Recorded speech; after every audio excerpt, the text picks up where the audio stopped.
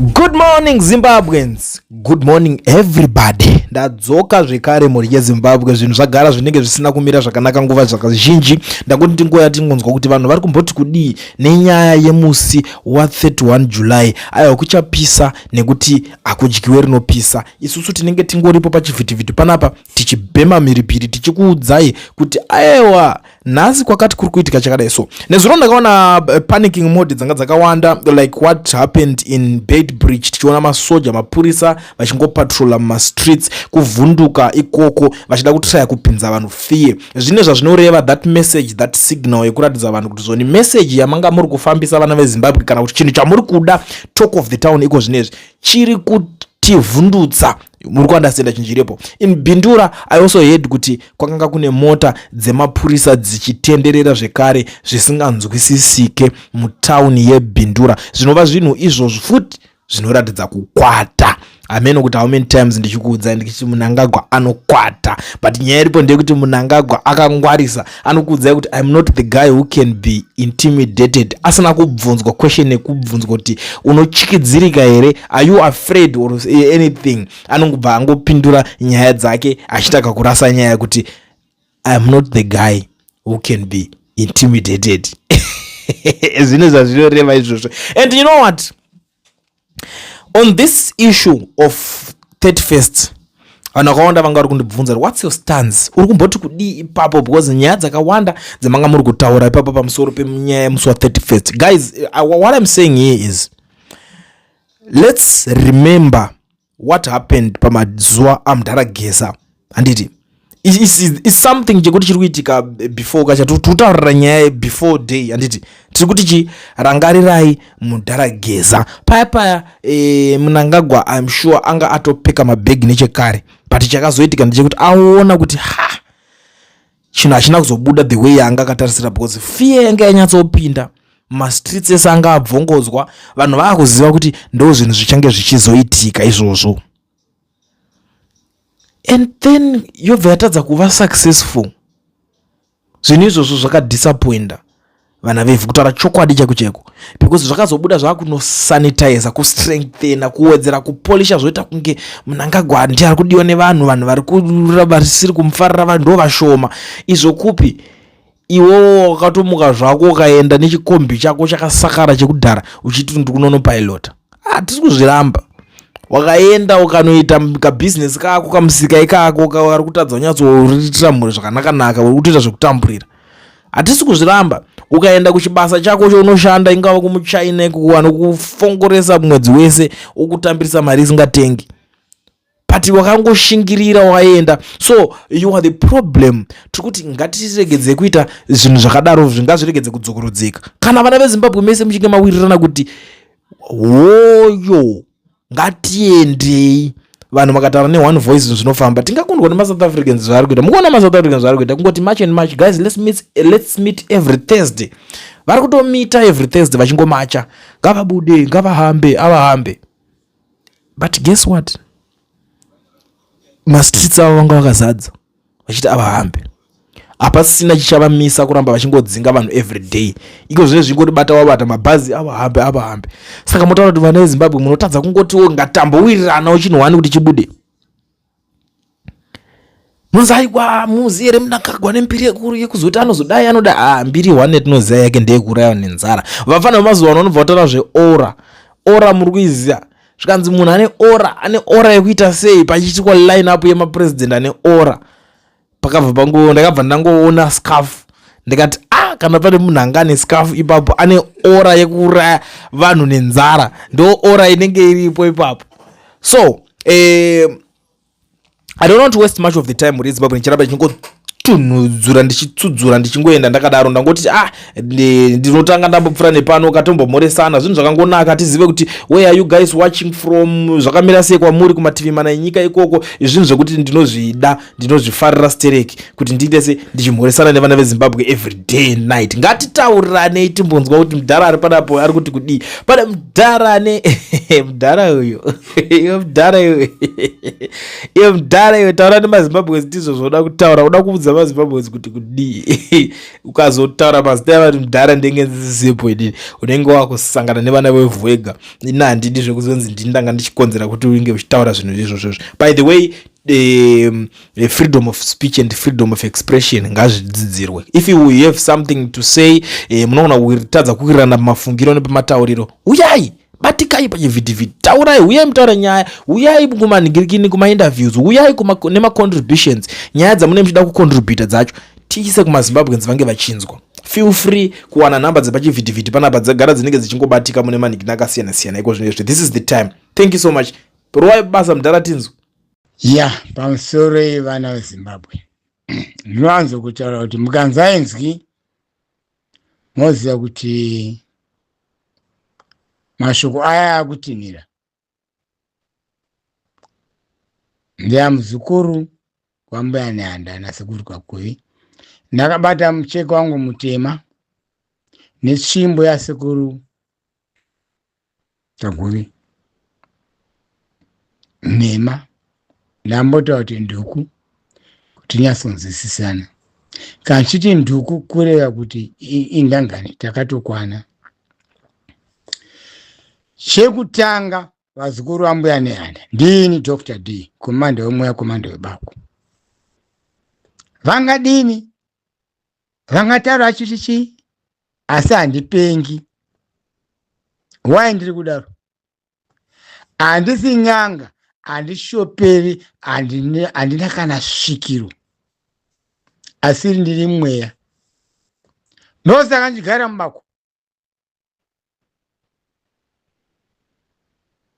Ndakataura kuti vana veZimbabwe hakunazve imwe nguva ichazodarika nguva iyoyo yemusa 31 first.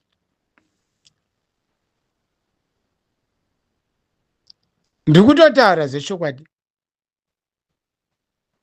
Vanoda nevasingadi, still the answer will be amen. Zimbabwe inotosununguka chete. Whether who likes it or not, whether ane simba rakaita sei, whether wakaenda kumanganga akaita sei. Sana munangagwa vana zaza Africa bufame nematehwe chichi.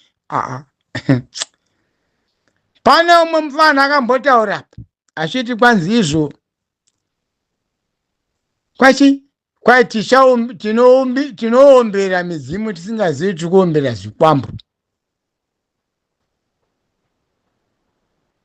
Takapururudza pabva mudhara wedu Mugabe, the better one.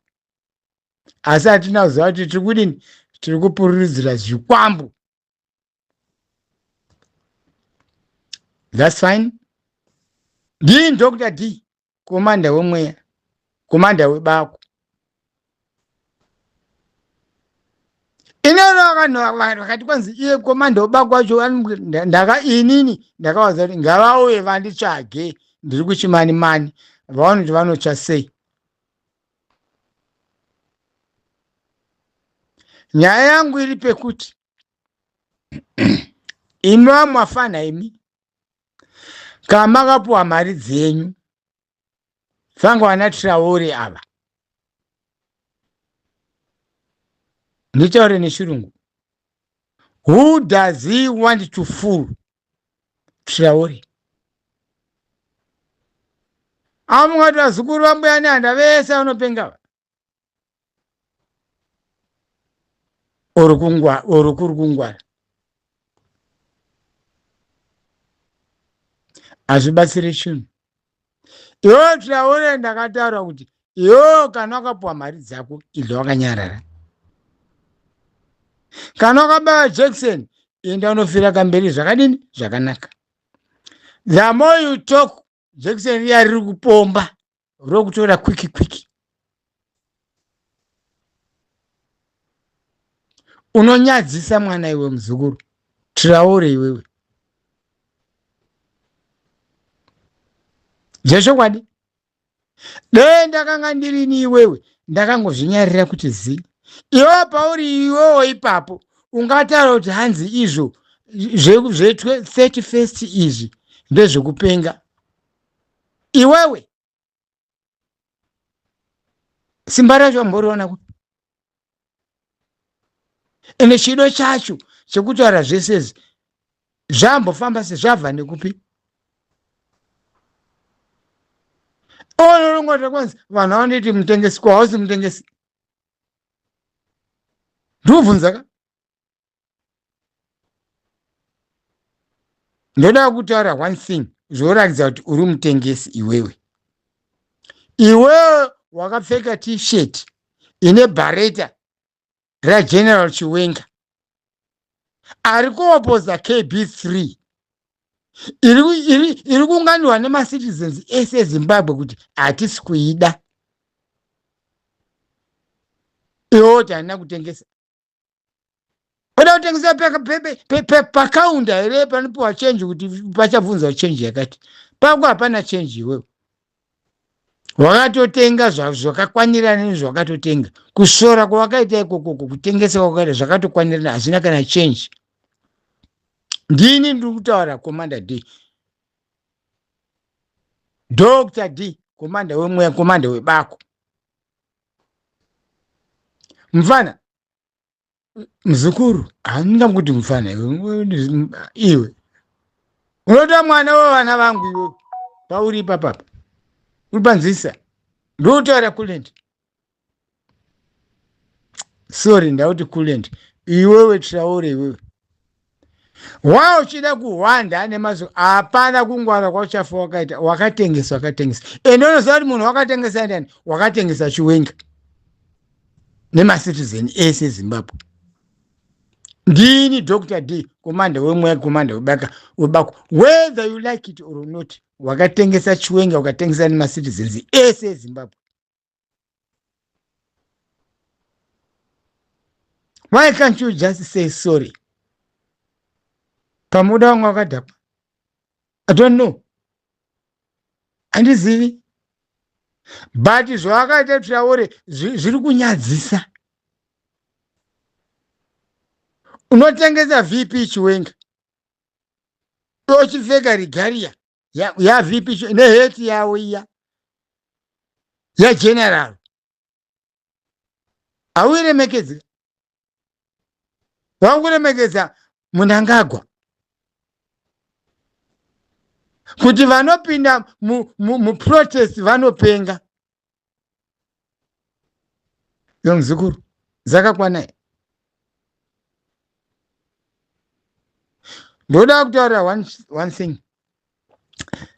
Takaenda kuhondo tisiri kuti kwanzi tichanobhadharwa. Tanofira kusunungura Zimbabwe. Tori chemane zvako. Hey, umbaya ningi, ndakazoivaka, ndini, moziya here kuti yanga na window. What does that mean? Deusi wakazotengera vana madzibaba echanduko chikafu chichi, what does that mean? Iyo kalikuwa ndakazotsvangira mari yangu inini ende shone wataura ipapo. Wati ndakazozviburisa mujeri nematactics angu. Unoreva kuti kudii? Kachiti wazviburisa mujeri nematactics ako. Matactics api anotadziwa nevese vari kufira mujeri. Vakasungirwa nezvenyika. Ko why usingawapi matactics ako iwewe vabudewo kamujeri? Iyo muzukuru. Ndini Dr. D. Traore. Ndakata kuti iwe kana usikadi zveprotest nyarara. Vauda kuita saGambakwe. Ndinomuso Gambakwe. Atoti garai muzimba dzenyu. Atida anoti tocha kustreet. Ndiwani? Iyo nyaya kuda kubvunza kuti iye muridzi wacho ndiani? Ari kutungamirira protest. Pachirungu munoti chii? Moti shuwa word racho rakudoni vimen Kevin ameni papa. Uri kudai kumunhu wacho ari kutungamirira iye. Unenai? Iwe wakaida kuziva enda kusungano nevanhu nevese vari kusungana paipapa kuti protest ngaende mberi, ubvunze kuti ari utungamiriri wacho ndiani. Sa unoda kuvingwa iwewe kuti vakuudza kuti utungamirira ndiani, iwe enda unovabvunza.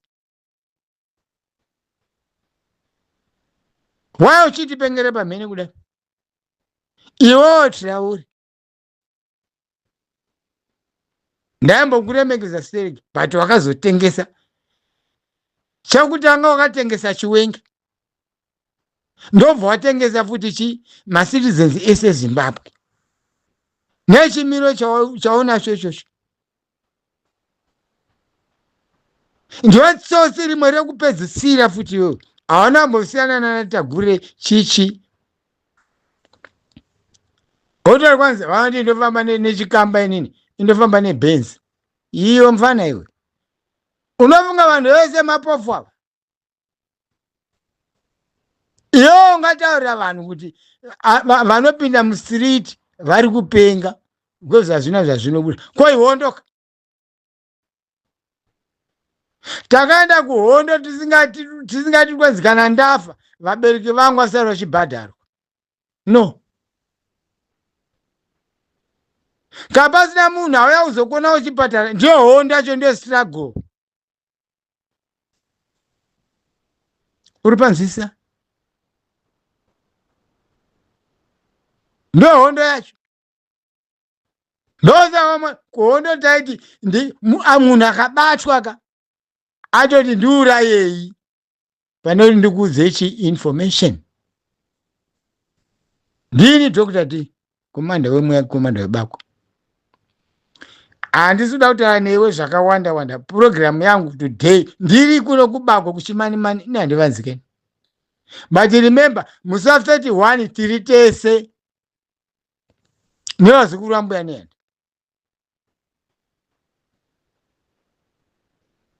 Mama vamboda kunditi muchafamba sei? Tizive tokutagura ndikati ini ndichafamba nemweya. Handizopinda dhemo iri maMutare, ndiri kunopinda iri kuHarare. Ini Dr. D, komanda wemweya, komanda webako. But remember, ndakati muchasangana nemapenzi akawanda uko. Muchati harigezi, musaseka please. Ndakuti hamuzivi kuti ndivanaani mapenzi iwayo. Manizwisisa? Nhasi hana mashoko akawanda, asi ndiri kutsinyira kuti vazukuru vambuya nehanda, Friday 31st munhu wese muroad.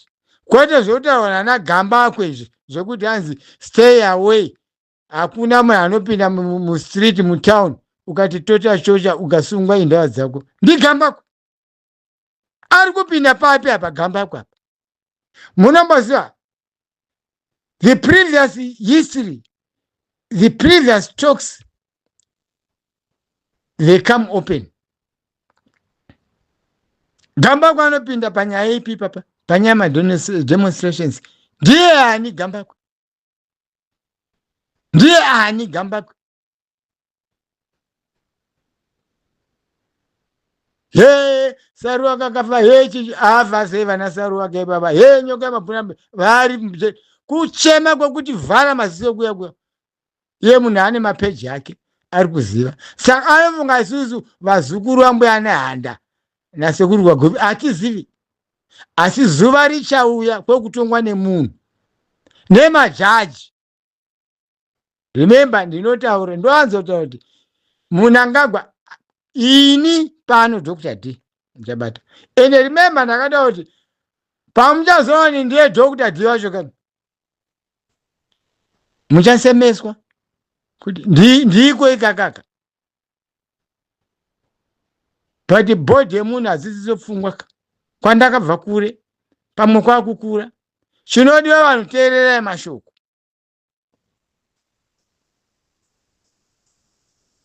Don't judge the book by its cover. No. Munofoera varume. Ene ndataura nyaya yangu iri pana Traore. Asi dzokera sure. Hausi mufana wekuti ndafungidzira kuti ungatengesa zvakadaro. Kutengesa chiwenga zvawaita izvi. watengesa macitizen ese because kana kuti munonoitei kumastreet kwacho watotengesa nyika yese watengesa nachiwenga wacho yeye waipfekera t-shirt yako iwe mfana ka handina mashoko akawanda vazukuru ane mbuya nehanda pamberi nechimurenga chedu Friday tiri kuburitsa ndo patiri kuda kuti tichiona kuti ane masimba ndiani Mnangagwa nePovu Povu kanchiti Povu macitizen ndo pandiri kuda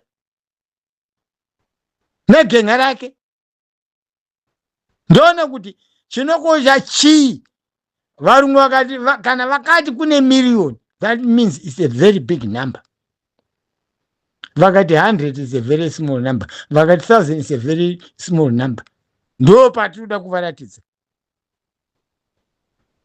kwete zvanagamba kwezvokuti toda mboziva kuti ari kutungamirira nyaya yacho ndiani munomuda we kuti mupedzise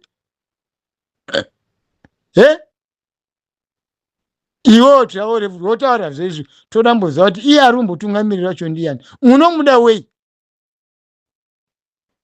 ndakanovaona kaiwe kusungano kwacho kuko unotyire waoda kubvunza kuti ndiani iwewe endako kusungano ikoko unovabvunza mubvunzo iwoyo newe gamba kwacho muri chikwata ndini Dr. D komanda wemweya hapana zvandisingazivi muri vafana veropa imi nhasi ndakuudzai mashoko andataurira vazukuru vambuya nehanda ndati ndikuburitsirei pachena kuti havana kunaka vanhu havasi vega tinavo mumabhuku ndini Dr. D komanda webako komanda wemweya ndakati kana vachida ngavasvike pandiri vaona kuti vanotsva sei ndakataura nombavanzari maruva mbira nyuchi zvese mashato zvese asi pandinobuda ndakuenda kuHarare handisida kuenda maMutare da kuenda kuHarare kuhuru yadzo